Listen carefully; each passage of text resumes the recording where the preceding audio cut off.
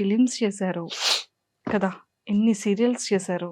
మంచి అర్నింగ్ ఉన్న భరణి గారికి ఎందుకు ఏ రోజు అమౌంట్‌ని వెనక వేసుకోలేదు? దట్టు ఆ టైంలో పార్టీస్‌కి రెగ్యులర్‌గా వెళ్ళేవాళ్ళు. ఫ్రెండ్స్. హ్మ్.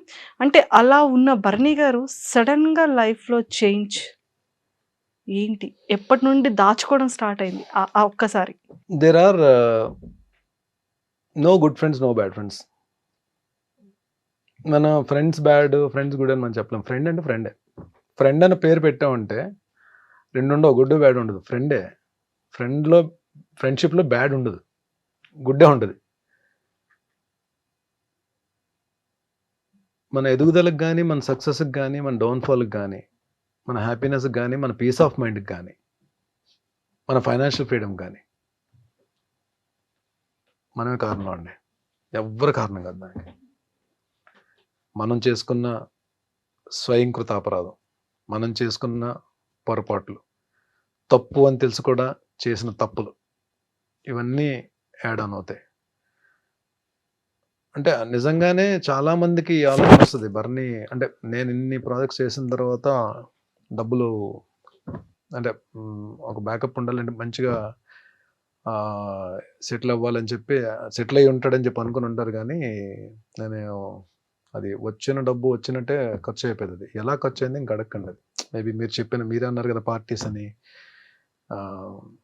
అలా అని అది ఇంకంతే. దానికి ఒక లెక్క అది ఉండేది కాదు. అంటే ఇంత వచ్చింది, ఇంత సేవ్ చేసుకోవాలని చెప్పి ఆలోచన ఉండేది కాదు. నాట్ ఓన్లీ పార్టీస్ ఒక్క దగ్గరే కాదు, అది ఫ్రెండ్స్ అడిగారని, వాళ్ళు అడిగారని, వాట్ ఎవర్ మేబీ అది అలా వెళ్ళిపోయింది. వెళ్ళిపోతున్న ప్రాసెస్లో ప్లస్ ఏంటంటే నేను టీవీలో బిజీగా ఉండి ఒక పక్క అడపదడప ఎప్పుడో 3 మంత్స్కో 4 మంత్స్కో ఒకసారి సినిమాలు కూడా చేస్తూ, మూవీస్ కూడా చేస్తూ ఒక సర్టెన్ ఇన్కమ్ ఉన్నప్పుడు వెళ్ళి ప్రొడక్షన్ హౌస్ ఒకటి పెట్టి మా టీవీలో ఒక తాలికట్ శుభవేళ సీరియల్ ప్రొడక్షన్ చేశాను. అంటే అది యాక్చువల్లీ ప్రొడక్షన్ చేయడం అనేది ఒక ఆర్ట్ అండి. అది నాలాంటి ఒక ఫైనాన్షియల్ డిసిప్లిన్ లేనోడు, డబ్బును ప్రేమించనోడు, డబ్బు అంటే విలువ లేనోడు అసలు ఏ బిజినెస్ చేయకూడదండి. ఫస్ట్ ఆఫ్ ఆల్ నిజంగానే ఏదన్నా మనం మనస్ఫూర్తిగా ప్రేమించి ఫోకస్డ్గా ఉంటేనే అది మన దగ్గర ఉంటుందండి, లేదంటే అది ఉండదు. అది డబ్బైనా ఏదైనా సరే. సో నేను వెళ్తున్న దాంట్లో ఆ టైంలో చేయకూడదు. ఆ ప్రొడక్షన్ హౌస్ చేయడం వలన అందరూ చాలా కోఆపరేట్ చేశారు, అందరూ హెల్ప్ చేశారు, అందరూ బాగా నన్ను సపోర్ట్ చేశారు. ప్లస్ నాకు ఆ ప్రొడక్షన్ చేయడం రాక నేను డబ్బులు పోగొట్టుకున్నాను. నేను లాస్ట్ షెడ్యూల్ అయితే పాపం కొంతమంది ఆర్టిస్టులకి నేను పేమెంట్స్ కూడా ఇవ్వలేకపోయాను అప్పుడున్న నేనున్న పరిస్థితుల్లో. ఏవైతే ఇంట్రెస్ట్లకి తెచ్చిన అమౌంట్స్ అయితే ఉన్నాయో అవి క్లియర్ చేయగలిగాను తప్ప, లాస్ట్ షెడ్యూల్ నేను కొంతమందికి పాపం నేను ఇవ్వలేకపోయాను. బట్ వాళ్ళు కూడా తెలిసిన తర్వాత ఆర్టిస్టులే కాబట్టి కొంతమంది బాధపడి ఉండొచ్చు, కొంతమంది మాత్రం సరే డబ్బులు బాగా పోయాయి కదా అని చెప్పి కొంతమంది, అంటే లాస్ట్ షెడ్యూల్ వరకు అయితే మొత్తం క్లియర్ చేస్తాను, అందరికి ఎవరికి ఇది లేదు. కొంతమందికి నేను ఇవ్వలేకపోయాను, వాళ్ళు కూడా అడగలేదు. బట్ డెఫినెట్లీ వాళ్ళకి ఏదో రోజు నేను పిలిచి మరి నేను అంటే చిన్న పెద్ద అమౌంట్లు ఏం కాదులేండి. ఆ లాస్ట్ షెడ్యూల్ అంటే ఏముంటాయండి, మేము 3-4 డేస్ వర్కింగ్ డేస్ పేమెంట్స్ ఉంటాయి. అలా అవి ఒక 3-4 అంతే. ఇది ఏ ఇయర్లో సార్ జరిగింది? ఇది 2015 అండి. 2015 నుంచి 2016 అన్నిలో టాప్ మంది తగిలిందండి. అంటే తెలుసు చాలా పెద్ద అమౌంట్ పోయిందని తెలుసు. బట్ ఆ 2011-2012లోనే నాకు ఒక అద్భుతమైన వ్యక్తి పరిచయం ఉన్నారు నా లైఫ్లో. ఆరెంజ్ ఫిలిం నుంచి నాగబాబు సార్. ఆయన పాపం డబ్బులు పోగొట్టుకుని ఉన్నారు. నేను ఇక్కడ సీరియల్ అయిపోయిందని తెలుసు. మార్నింగ్ 6:30 కాల్ వచ్చింది నాకు. ఎక్కడున్నావు అంటే ఇంట్లో ఉన్నానంటే పలానా చోటకి రా అని చెప్పి అన్నారు. వెళ్ళాను. నేను ఇద్దరం కాఫీ తాగుతూ కూర్చొని మాట్లాడుకుంటున్నాను. లైఫ్లో ఒకటి గుర్తుపెట్టుకోవాలని, కొన్ని జరగాలి లైఫ్లో, కొన్ని జరగాలి, జరిగితేనే కొన్నిటి విలువ తెలుస్తుంది. అలా వెళ్ళిపోయింది అనుకో, దేని విలువ తెలియదు. కొన్ని జరగడం మన మంచికే. నువ్వు నిజంగా చాలా లక్. ఎందుకంటే నువ్వు తట్టుకోగలిగే ఫిగర్తోనే బయటకు వచ్చేసావు. ఇది ప్రొలాంగ్ అయ్యి ఉంటే ఇంకొంచెం పెద్ద ఫిగర్ పోయేది. కాబట్టి ఫీల్ దట్ యువర్ లక్కీ. ఇంకో లక్ ఏంటంటే నీకు టీవీలో ఎప్పుడు కూడా ఏదో ఒక ప్రొడక్షన్ హౌస్ నుంచి కాల్ వస్తుంది నీకు. నీకు ఎవ్రీ మంత్ ఏదో ఒక సీరియల్ నుంచి కాల్ వస్తుంది, క్యారెక్టర్స్ చేస్తూనే ఉంటావు. నువ్వు వర్క్ చేద్దాం అంటే నువ్వు డెఫినెట్గా నీకు వర్క్ ఉంటుంది. చేయబరని 6 monthsలో బయటకు వచ్చేస్తావు అని చెప్పి అది ర్యాండమ్గా అన్నారు ఆయన. 6 monthsలో బయటకు వచ్చేస్తావు చెయ్యను ఆయన చెప్పి ఇద్దరం డిస్బర్స్ అయ్యాం.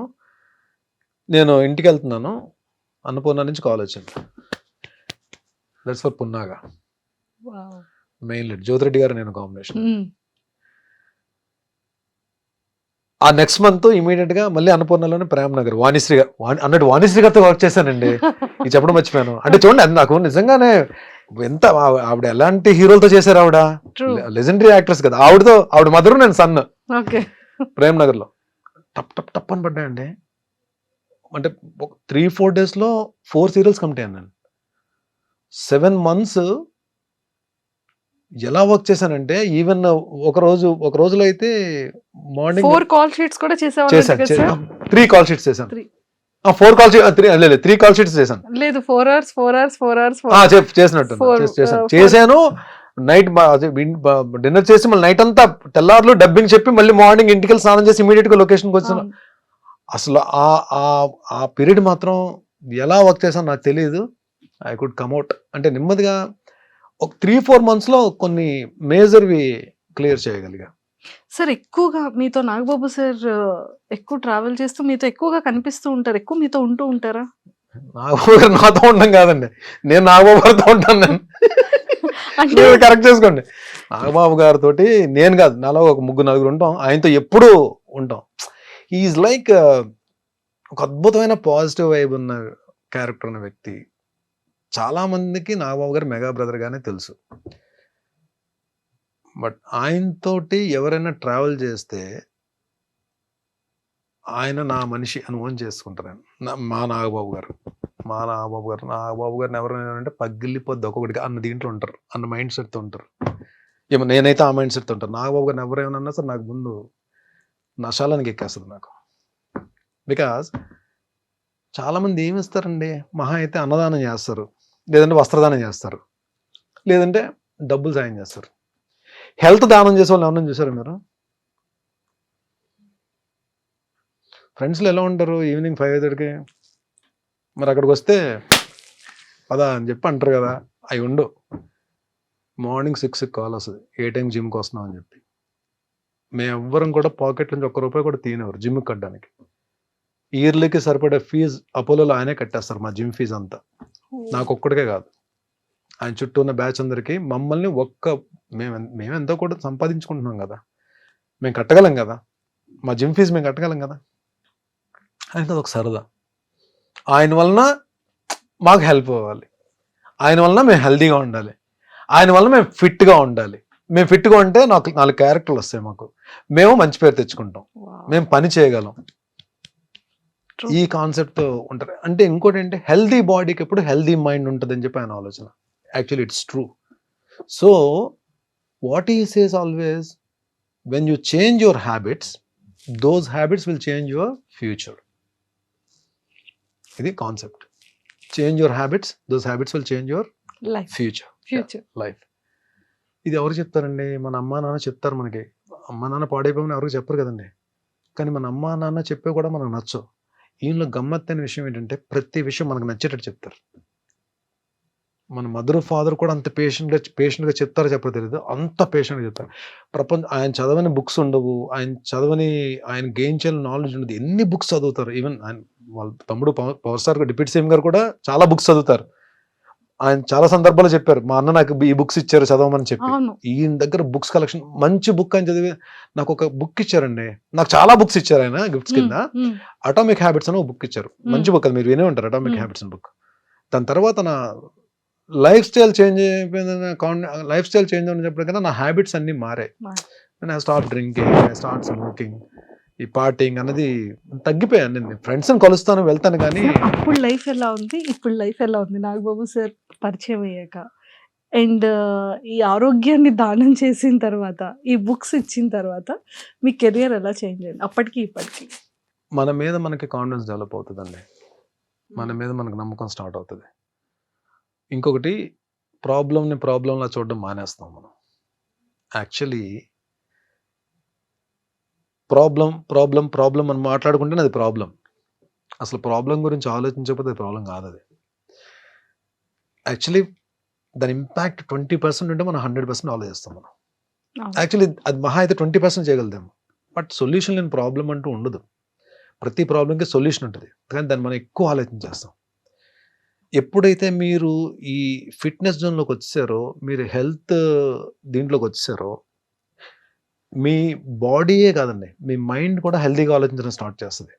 మీ బాడీ ప్రతి ఛాలెంజ్‌ని స్వీకరిస్తది. ఎన్ని కమ్ విల్ ఫైట్. మళ్ళీ మనం ఏదైనా ఒక్క వెనకడింది, "రేయ్! ఏరా నువ్వు ఆరోగ్యంగానే ఉన్నావు కదా! తీసుకో ఎళ్ళు ఏం పర్లేదు" అని మనకి ఎక్కడ body mind connection, body muscle connection, mind muscle connection ఇవన్నీ స్టార్ట్ అవుతాయి. మీకు లైఫ్ స్టైల్ ఎలా చేంజ్ అయిపోతుందంటే, మీరు భోజనం చేస్తారు. భోజనం మానరు కదా! బ్రష్ చేస్తారు. బ్రష్ చేయడం మానరు కదా! అలాగే జిమ్‌కెళ్ళడం కూడా అలవాటయిపోతది అది. ఎలా బ్రష్ చేస్తామో, ఎలా బ్రేక్‌ఫాస్ట్ చేస్తామో మన మన రొటీన్‌లో ఒక పార్ట్ అయిపోతది. ఏది ఫిట్‌గా ఉండడం గాని, మనం మన హెల్త్‌ని మనం జాగ్రత్తగా కాపాడుకోవడం గాని, మన సరౌండింగ్స్ మన మన చుట్టుపక్కల మన ఫ్రెండ్స్‌కి గాని హెల్త్ గురించి మనం చెప్పడం గాని, ఇది తెలియకుండా